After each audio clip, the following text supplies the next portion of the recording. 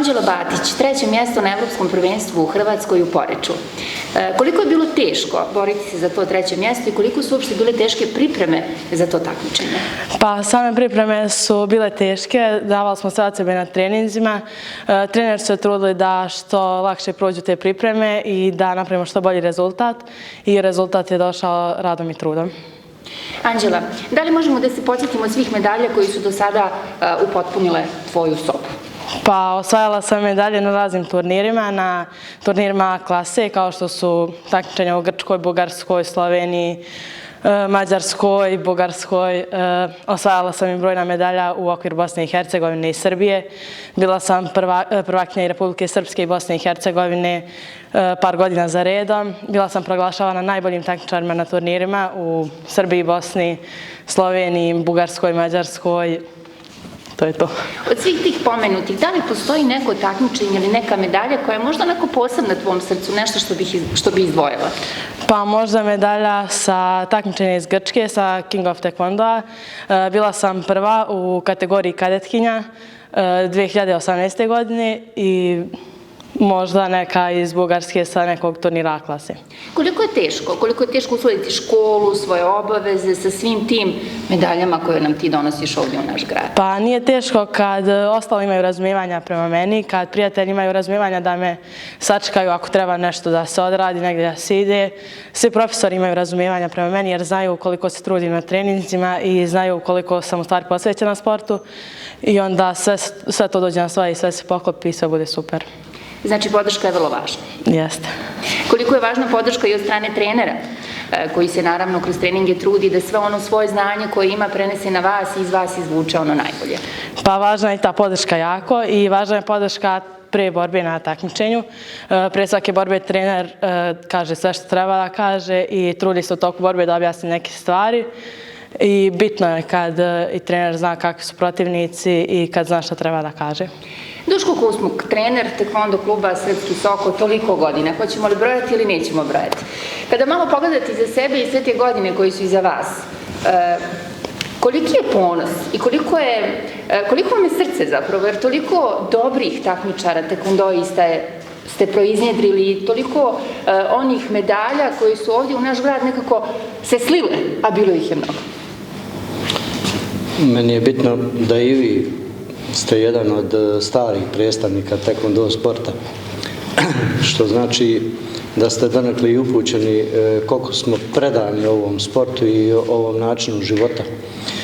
Između ostalog, evo, Anđela je jedan od posljednjih naraštaja, znači koja kroz svoj rad donosi odličja ovdje u gradu i naravno da nam je to samo neki postrijek za naredni period.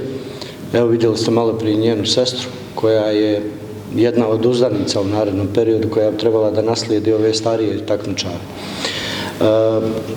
Šta da kažem, znači taj sam rad, sam trud se isplati ako napravimo određeni rezultat.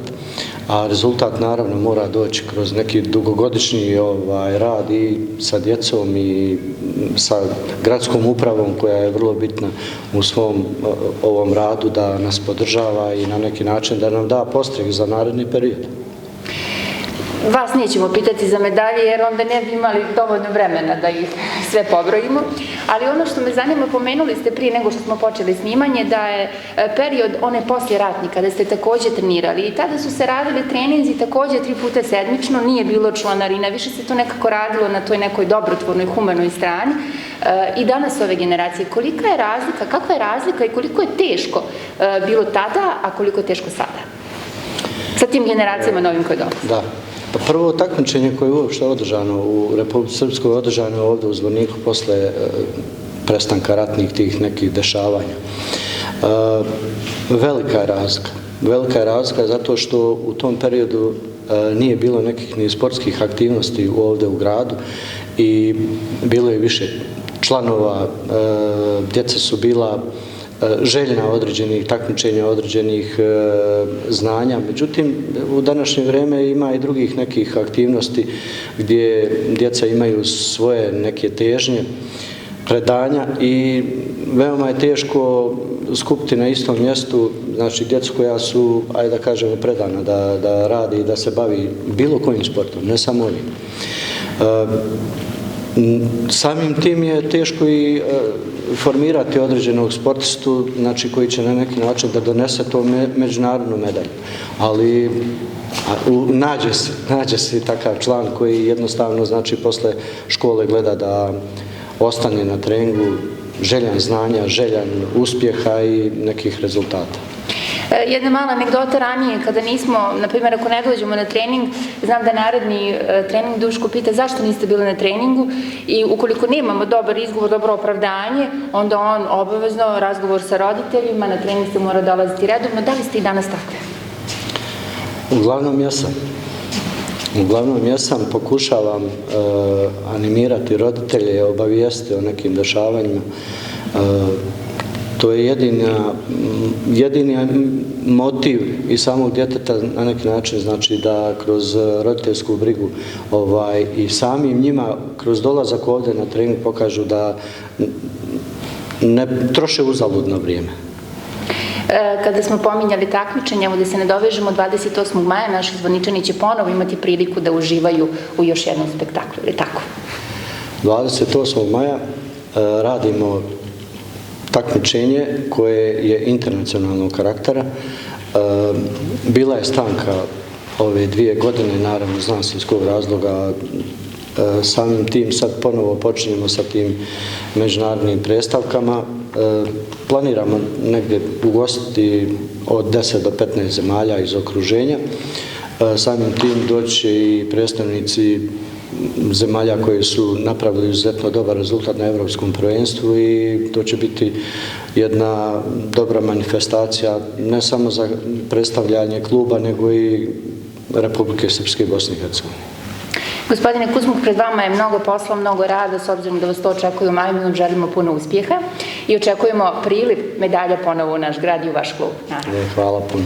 Sad moramo još jednom da pitamo Anđelu, pretpostavljam da pored ovog što nas očekuje 28. maja ovdje u Zvorniku, koji su još prioriteti u narednom periodu? Pa prioriteti su svi turniri koji dolaze sad u maju koji su pred nama, to je takmičenje u Grčkoj, u Mađarskoj i u Makedoniji. To je sve sad u ovom periodu maj i jun i za dalje ćemo da vidimo šta imamo takmičenja i nadam se da ćemo na svakom takmičenju uspjeti da ostvarimo neke značajne rezultate. Anđela, puno uspjeha i vama i vašim klubskim kolegama. Hvala.